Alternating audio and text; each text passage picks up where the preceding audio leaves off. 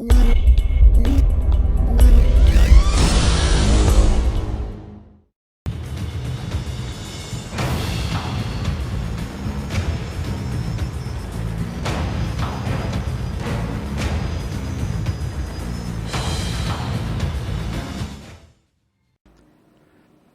folks, and welcome back to World of Tanks with the mighty Jingles. Lots of patch 8.5 coverage coming up over the next week or so, at least while the test server is up and I can do it. So probably going to be scaling back a little on the War Thunder coverage, because it's not often that the test server is up and I need to make the most of it while it's there. I'm not saying there aren't going to be any War Thunder videos, there will be some War Thunder videos, just not as many. Previously I've been doing World of Tanks one day, War Thunder the next, World of Tanks, War Thunder. While the test server is up, I need to make the most of it. So there's going to be more World of Tanks than War Thunder coverage over the next week or two, however long the test server is up, depending on how quickly I can get some decent footage for you and show you the new tanks in action. Once I've got that covered, we'll go back to the normal schedule. Speaking of the normal schedule, mentioned it in the 8.5 preview video, I now have a proper full-time live streaming schedule. Popping up on your screen now. Saturdays, live streaming War Thunder with HB Origin. Thursdays, World of Tanks with Quickie Baby. And Mondays, World of Tanks with Circumflexes. All of their Twitch TV channels are popped up there on the screen for you. Links in the video description below. Just putting the word out. I advertise this on Facebook, but most of you don't care about my Facebook page. You're here for the videos, which, is fine.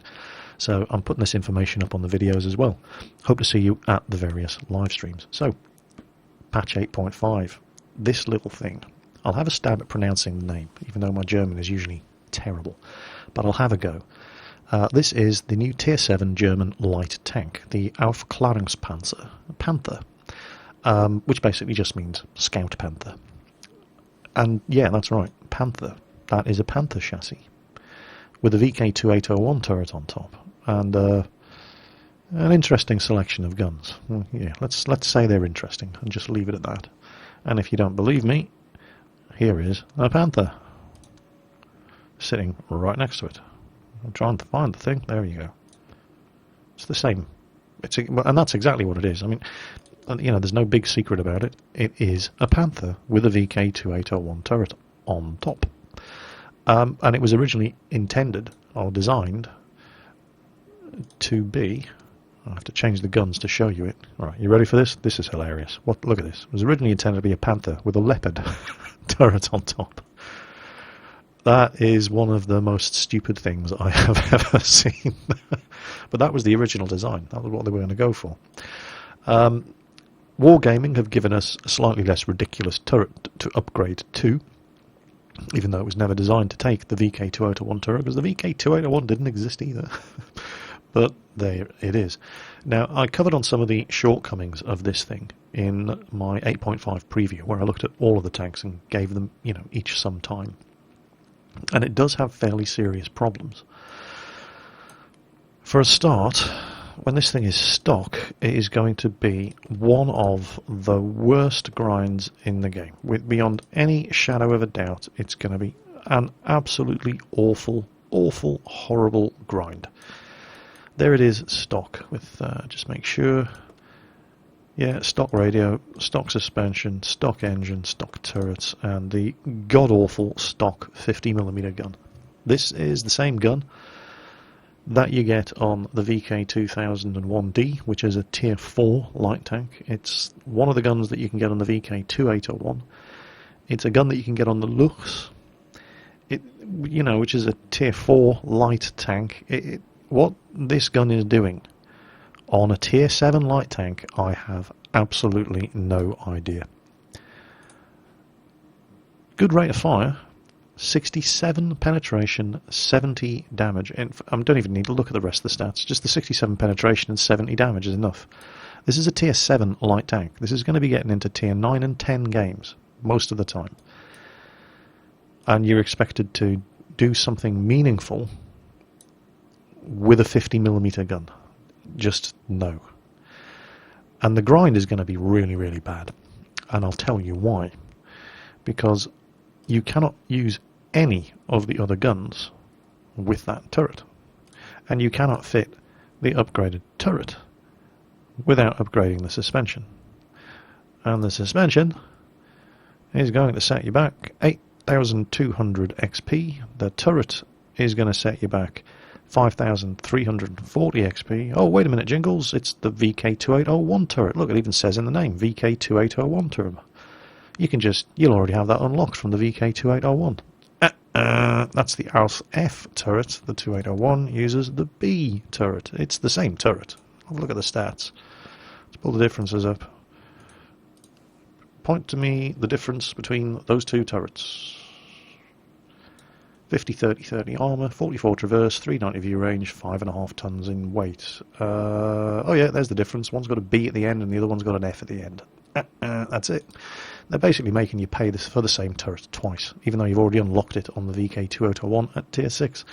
So before you can even begin to defend yourself in this tank, you're going to have to pay 8,200 credits, I wish, 8,200 XP for the tracks, allowing you to start grinding the XP for the turret, which will allow you to start mounting these guns. Now, you should already have these guns, or at least two of them. You'll have the 75mm L48, which is utter garbage, and you should avoid at all costs. It's just a horrible, horrible gun. It's the gun that curses the Panzer 3/4 and the Panzer 4, and it's a horrible gun, and it shouldn't go anywhere within a mile of any self-respecting tank. The Konish, this is interesting. It's the 75mm conical gun that you get on the 3601H tier 6 medium tank, and it's been buffed. Here are the stats.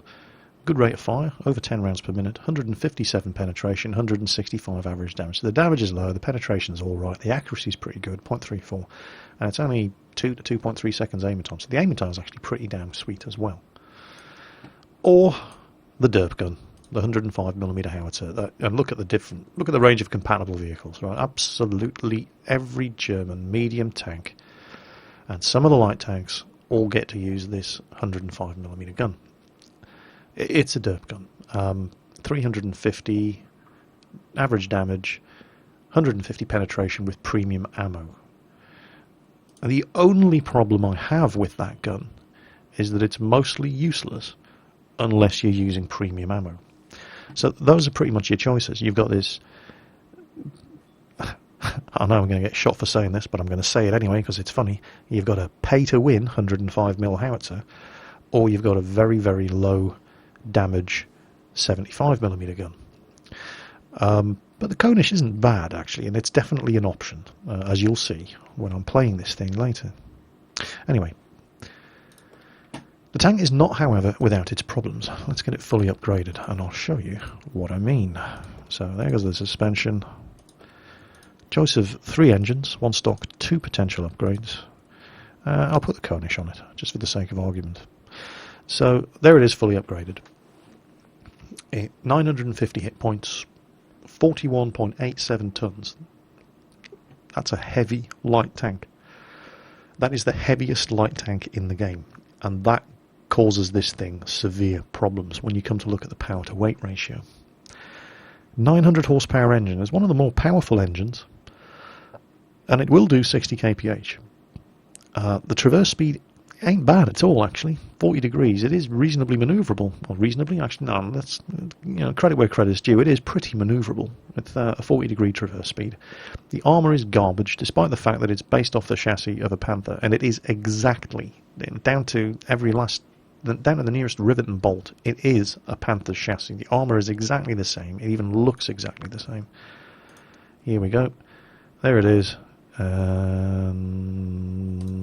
There's the Panther. The only difference is the turret. But the armour's garbage. For a tier 7 light tank that's going to be getting in tier 9 and 10 games all the time, the armour is garbage. But if you're a light tank driver, you're used to not relying on your armour to save you. But don't get carried away and think that because this is based on the chassis of a tier 7 medium tank that you can actually use your armour. Right? You can't. You will get the occasional lucky bounce because there is some decent sloping going on there, but don't count on it. You need to be using your speed and manoeuvrability and your ability to not be seen in order to save you. More on your ability to not be seen later, because that's another problem this tank has. Turret traverse is actually not bad. In fact, it's bloody good, 44 degrees per second. There are German medium tanks that I wish could have a turret that traversed that fast, so that's pretty good. The view range is good, 390, but, well, more on that later as well. Good, but yet does not seem to be good enough. And a very, very good 710 meter signal range. So, well, it doesn't look that bad. You know, why don't you like it, Jingles? Well, let's compare it to every other light tank, Tier 5 and up. All the other scout tanks. It has a power to weight ratio of 21.5. So the power to weight ratio is how many horsepower does the engine produce per ton of the tank.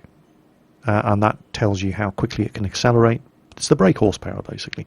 How quickly can it accelerate? How quickly can it reverse? And so on and so on. How quickly does it get moving? How well does it maintain that alleged 60 km per hour top speed? Is that a work of fiction, or can the tank reach that speed? And so on and so on. And the power to weight ratio on this one, there you go, specific power 21.5, which isn't terrible. But the VK2801 is 24.18. And the VK2801 had a reputation as being a pretty sluggish of, you know, light scout tank. The T50-2, 22.86. Actually, have I upgraded this one? No, I haven't. Aha. I thought, no way. That can't be right. The T50-2 can't have a lower power to weight ratio than the VK2801. No, of course it doesn't. Here we go. Let's upgrade it. And then prepare to be astounded by the numbers. Because the T50-2 has a power to weight ratio of 35.24. It's a rocket. It leaves this thing standing. It's absolutely just embarrassing how much faster that thing is than this. But then that thing is faster than most things. So that, you know, that's nothing to be ashamed of. Let's have a look at the others. So remember, we're looking at a power to weight ratio of 21.5. The Chaffee, which is not one of the fastest light tanks in the game, 25.38. T21, 24. T71, 23. The 5916, 25. WZ131, 24, WZ132, 21. It's the slowest, effectively the slowest light tank of Tier 5 and higher in the game. It's got the worst power to weight ratio. It's worse than the VK2801, which already had a reputation for being bloody sluggish. So, and that's a problem. That is a problem. Another problem is that light tanks keep their camo rating while they're moving. And that's what makes them good scouts. But you have to have a good camo rating in the first place. Otherwise, you may as well just be a medium. And I can't prove it because there are no numbers on display in the statistics of the tank. But I think that because this thing is basically a medium tank with a light tank turret on the top, this thing does not have a very good camo rating. I have consistently managed to be spotted by the entire enemy team every time I try to go anywhere in this thing. It does not seem to have a very, very good camo rating at all. And another problem that it has is it is fucking huge. It's the size of a Panther. Compare the sizes. There's the 2801. And the 2801 was quite big for a light tank. It's bigger than the 2801. Let's compare it to the Chaffee. The T21, the T71, even the little Chinese tanks. It's massive. You can see this thing coming from across the county line. It is not very stealthy as far as scout tanks go, and that's a big problem for a scout tank. I mean, you know, that's what it is. It even says so in the name, Scout Panzer. And the gun selection is barely adequate. The VK2801 did all right by virtue purely of using premium ammunition with that howitzer. The rest of the guns on it were garbage. Well, this thing suffers from the same problem. It does okay with the 105mm. Where is it? There it is. At high explosive anti-tank ammo. But if you try using regular armor piercing with, you know, what's the penetration on that? 64? Really? It's not even good enough to get around the sides and rear of anything that isn't British. You know, it's just, no, it's bad. I have managed to... The only game I... Actually, that's not strictly true. Check out my service record in this thing. There you go. It's my most played tank on the test server. 10 games played, 20% win rate. And you can't blame me for that. I mean, that's that's the teams you get. But I have just done badly in nearly every game. Of the 2 games that I've won, there's only one that I thought the tank performed well in, and that's poor. It's just bad. And I, it's not like, well, Jingles, you've never driven a light tank before. Not so. I love my Chaffee. I love my T50-2. I love my Type 62. I like light tanks. I don't like this one. I really, really don't like this one. There's just so much about it that's just bad. It's too big. It's too heavy. It's too sluggish. The guns are no good. It's not a very good scout. I'll tell you what it is good for, though. It's good for ramming. Because it is the heaviest light tank in the game, and it can do 60 kph, it does have a powerful engine. The VK2801 drivers would just cackle with glee anytime they spotted artillery, because they'd zoom towards them like a rocket, put a derp shot into them. If that didn't finish them off, they'd just ram them. And this little thing, while still being light, it's only 26.88 tons. It's one of the heavier of the light tanks.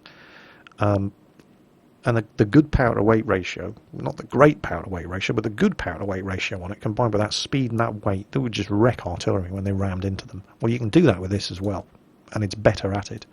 But that is quite literally the only thing this tank is better at doing than that one.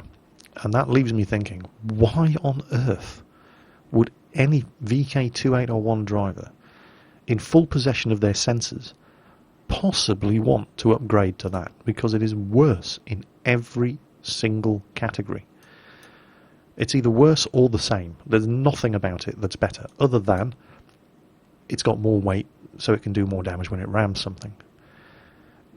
Possibly the only other reason you would think of getting this thing, if you already have a VK2801, is on the tech tree. And that's because you can go through this to get the Tier 8 Indian Panzer, which leads to the Tier 9 Leopard prototype, which leads to the Tier 10 Leopard Mark 1. But there are easier ways of doing it. There really, really are easier ways of doing it. I would even go so far as to say that it's probably easier to just go through the Panzer 3.4 and the 3001D and the 3002D if you don't already have the 3002. I mean, if you've got the 3002D, then it's a no-brainer. If you want to get to the Leopard and you've already got this thing, or you've got it researched and unlocked or whatever, get onto the live server now. Start grinding XP with this thing so that you can get a head start when 8.5 goes live. Don't go through this thing. It's just horrible. Now, modules. Well, I fitted it because I thought Scout Panther. I fitted it with your standard Scout layout. Camo net, binoculars, vents. But it doesn't really seem to have done any good, and I'll show you what I mean in some of the games. It just can't spot anything. I never seem, even when I'm sitting stationary with the camo net up and the binoculars deployed, other tanks seem to get the spots on all the targets. The view range just, I don't know if it's bugged. It might be bugged. Don't forget, this is a test server. And it could just be that the view range of this thing is bugged. But I have been sitting right next to manoeuvring leopards and leopard prototypes. And I've been stationary in cover, and I've had my camera net and my binoculars up, and they're shooting at targets, and they're right next to me, and they're shooting at targets that they can see, and I can see on my map, but I can't see in the game. They're out of my view range, even though tanks right next to me are shooting at them because they're not out of their view range. And I'm sitting here with a 390 meter view range and binoculars up, so I strongly suspect that maybe this thing isn't quite as bad as I have experienced. Perhaps the view range is actually just bugged. It's a distinct possibility, so keep an eye on the forums and see whether or not that's the case. Because if that is the case, then I've given this thing a bad rap. It's not as bad as it has been in my experience, if it's just the fact that the view range on it is bugged and it is not getting that full 390 meter view range. And I would not be at all surprised if that was the case, because the view range on this thing just seems to be so bad. But I've complained enough, and you've listened to me whine enough. I'll show you what it's actually like trying to drive this thing. And as an added bonus, you're getting to see the new map, Pearl River. If you watched my patch 8.5 preview video the other day, if you managed to stick it out all the way through to the end, I gave a map preview of this thing. Now, this is the first time I'd ever clapped eyes on this map, and for most of the people on the test server, this is the first time that they'd seen this new map. So pretty much everybody's just driving around like headless chickens. They don't know where they're going or how they're going to get there. And, you know, and also the very first time I'd ever driven this tank. And that 105mm howitzer does take a bit of getting used to. It's a very, very slow trajectory shell. You really do have to lead the targets a lot more than you're used to doing. And yeah, I sucked. So, combination of new tank, gun that I'm not used to, map I've never seen before. Do not expect great things of me in this video. Pretty much everybody on the team is probably in the same situation. You don't jump onto the test server to play a tank you drive all the time on the live server. And I have severe issues with this high explosive anti-tank premium ammo because it sucks. It bounces like a motherfucker. I have had and you'll see throughout the course of this video, the amount of bounces this ammo suffers is just absolutely absurd, because high explosive anti-tank ammo doesn't get normalization that armor piercing and APCR ammunition does. So it's far more likely to bounce when it hits.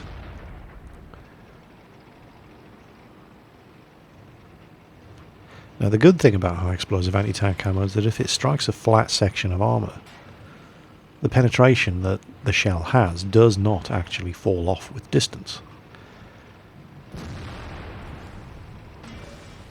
But this gun just isn't accurate. And here is a distinct problem with this tank, because it's so bloody big. If I was any other scout tank driving along in this river, none of these guys would be able to hit me. They wouldn't be able to see my turret. But driving this thing, none of them seem to be able to miss me. It's bigger than a Leopard 1. It's just absurdly huge.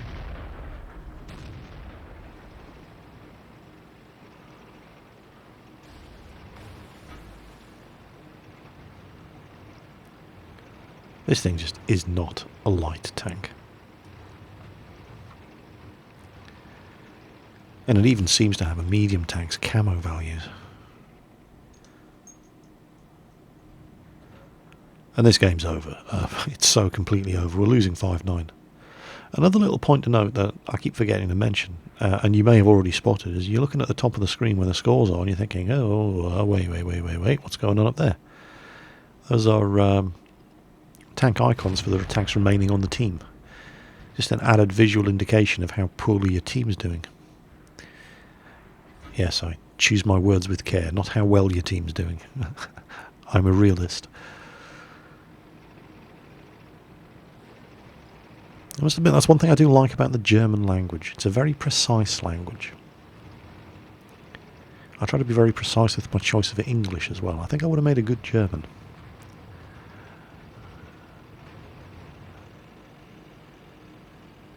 And we do lose this one horribly. I'm not blaming the team. I sucked in this game as well. But new map, new tank, new gun. Didn't know how to use any of them. And what you see is what you get.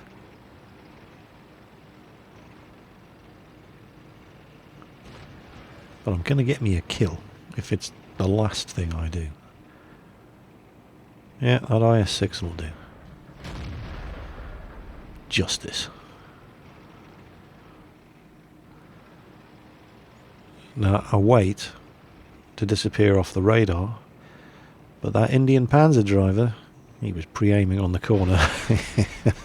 He wasn't having any of that. So yeah, that was the first game I played in the Scout Panther. So, you know, first game, gun that I'm not used to, firing ammunition that I'm not used to using, on a map that I've never seen before, in a tank that I've never driven before. You shouldn't expect miracles, and it's just as well, because you didn't get miracles. Here's the next game I played, and this is, you know, this is what you should expect. This isn't just test server rules, this is what you should expect driving this tank all the time. It's tier 7 light tank, you're going to get into tier 9 and 10 games all the time. And it was this game that really started to hammer home the inadequacy of the thing's gun depression. And it makes sense that it has poor gun depression, because if you just look at the thing, it's got this tiny little turret mounted centrally in a very flat, high chassis. So you're not going to be able to get the gun down very far at all. And that's going to be a significant problem when you're in the sort of situation that I'm about to put myself in here. As I come up around this corner and park here in this bush. Now I can see anything coming down the road ahead of me, but there is no way I'm going to be able to shoot at them. And it's not a problem in this particular occasion, because we've got leopards here with us who have no fear whatsoever. And one thing I will say about this 105mm howitzer is that it's really, really good for putting the pain on leopards and leopard prototypes, because they have no armour whatsoever. Every shot you fire is going to go through. It's almost never going to bounce.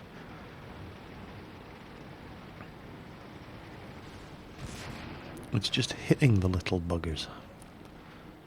Especially in this sort of circumstance with almost zero gun depression. And this is a problem for a scout tank, because in a lot of situations this is the sort of position you're going to be in, trying to get spots on enemy tanks.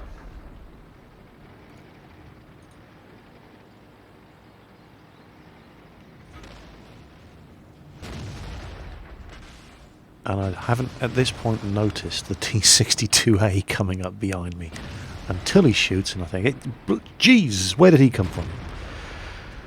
And yeah, one of these things against the T-62A is never going to go well.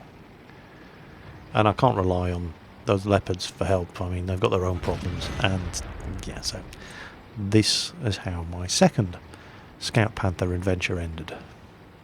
Not very well. And then we get into the question of this thing's camo rating, which is it's a pretty bloody important factor in a scout tank. Because it's a light tank, it retains its camo rating on the move. But what sort of camo rating does it actually have in the first place?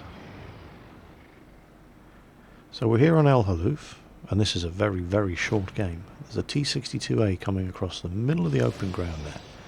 Now, first of all, I couldn't rely on these idiots on my team to kill an exposed T-62A. And I'm praying they're going to shoot this guy before he gets close enough to spawn. And he's not even 50 meters away yet. He hasn't proximity detected me. His gun isn't even pointing at me. And I've already been spotted by those guys on the opposite ridgeline.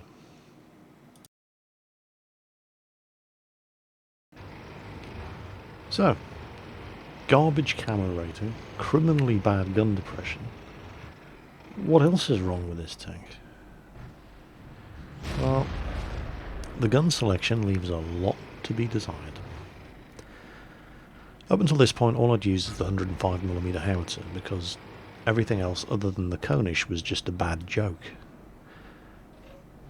And this 105mm howitzer, it's not the gun itself, it's the ammo choice for it. I can't really criticise the gun. I mean, yeah, it's a 105mm howitzer, and I'm just not very good. I haven't used it enough. Here we go, here's the first bounce. Yeah, I haven't used this gun enough to reliably be able to calculate the amount of lead time I need to give to a moving target at various ranges, and there's another bounce, or just a miss completely. But, you know, that's just the gun.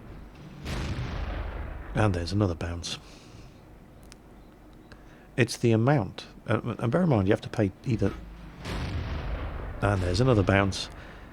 This high explosive anti-tank premium ammo, which is the only thing that makes this gun worth having, bounces like a motherfucker. High explosive anti-tank ammunition does not get a normalization roll against sloped armor. And so if you're shooting this gun at anything other than practically point blank range, your shots do this.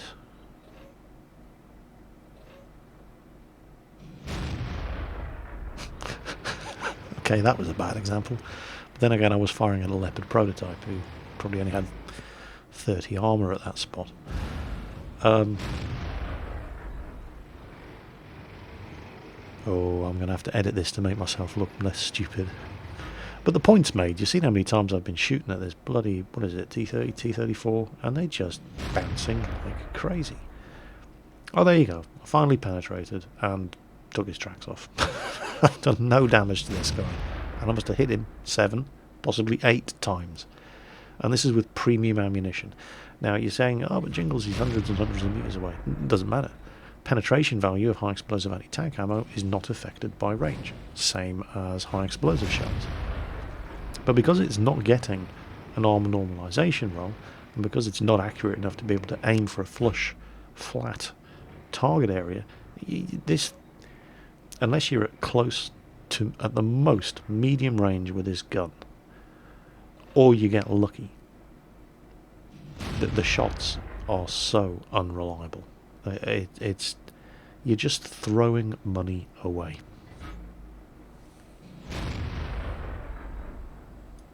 But this one is the killer. Have a look at the map and see the enemy medium tank over by our base. Look at all these guys behind me, blazing away at him. And I can't see him. I'm a fucking scout tank. I'm sitting here, stationary,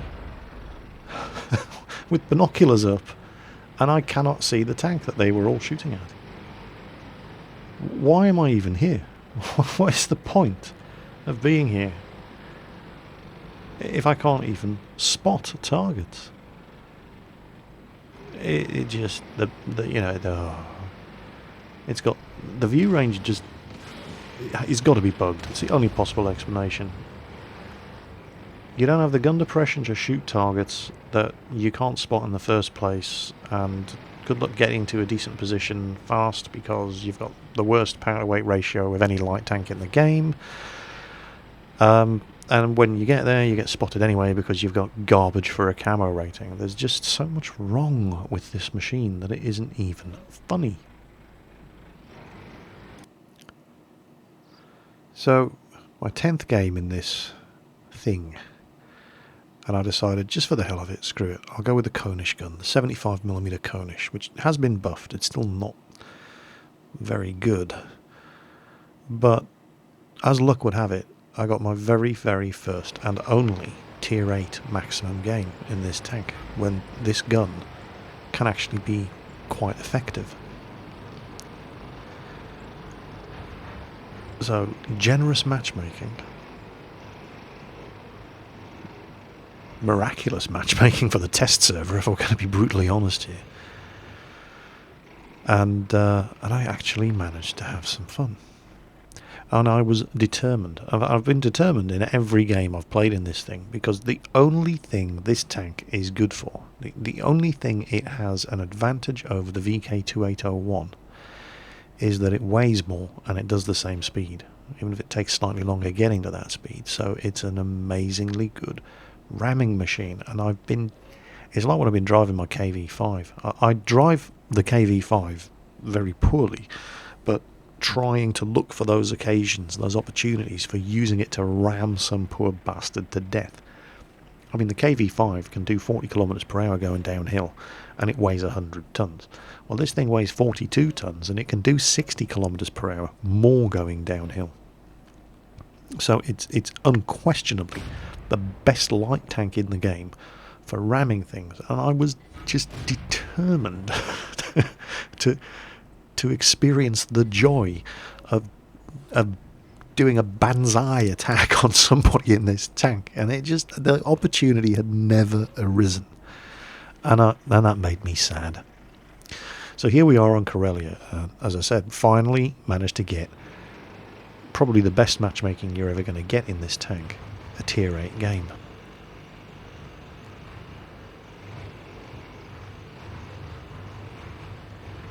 Now I need to be careful here because I'm attacking up a hill, and we already know how lousy the gun depression is on this thing. But oh dear, there's another Scout Panther. Poor guy. Dude, you have my sympathies. I know how you feel.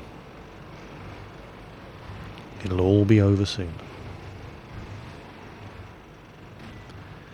So, plenty of targets up here, but need to watch out. Don't want to let this gun depression bite me in the arse, make me expose too much of the tank just to get a shot off. Certainly don't want to do that with two ISU 152s and the BL10 guns sitting in front of me. Those guys can one-shot kill me. But I'll take shots at Super Pershings. Unfortunately, that one went right into his cheek-spaced armour. It penetrated that, but didn't penetrate the hull on the other side.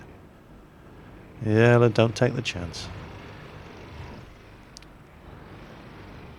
ISU 152 gets a high damage roll with a BL10 gun, and he can one-shot kill these things. Okay, well, there's one of them killed. And I generally don't really like assault mode on Corellia. It's... I don't know. It's never fun. But this one was. And I'll tell you this much, the Konish doesn't miss.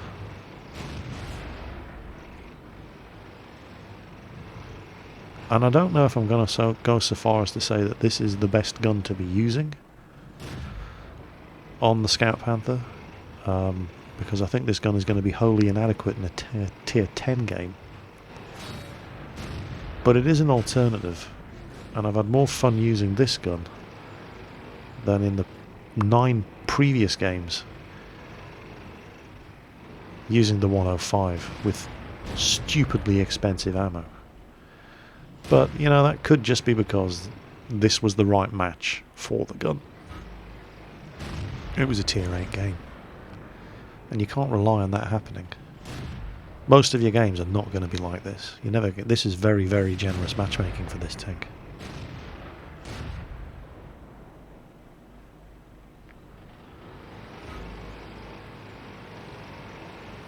Now, I need to find a ramming victim. Oh, did you see that? Oh, the guy fired at me. He actually hit the only part of the tank where you are ever going to get a bounce, the upper glacis, at that steep angle. But I sense a ramming victim. Yes, I'm going to get to ram something. Come on. Come on. Oh, come on, you bastard. Come on. You. No, don't shoot him. Oh, you swine. I was going to ram him. He was my kill. No. Right. Fuck this. The next tank I come across is getting rammed. I don't care what it is. I don't care if he's... I'm ramming something before I finish playing it. I'm not going to let myself finish driving this bloody tank until I can ram something to death. That's my mission in life. I don't care what it is. What they got left? Right. Whatever they've got left, something's getting rammed. Come on. There's got to be something in the base. What they got? Come on. Oh, no, he's dead. Right. British tank destroyer. Weighs a ton. Armoured like Fort Knox. Don't give a shit. You're getting rammed. Come on. Which way is he pointing? Oh, he's pointing the other way. Right, that's it. Ramming speed.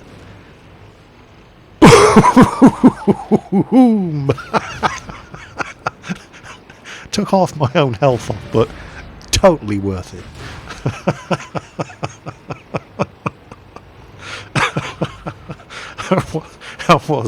That was totally worth losing 50% of my health. That was fun. And that's the only fun I've ever had driving this thing. It's just not a very good tank. I mean, it's not a very good tank, and it's a bloody awful scout. You can't carry a game in this thing. It's never going to happen. And it's not even very good for scouting. Well, it's not very good. No, that would be overstating the case. It's bloody awful for scouting. As a medium, it's pretty bad. As a scout, it's absolutely diabolical. But it is possible to have fun in it. So, the Scout Panther. I will not be recommending this to any of you.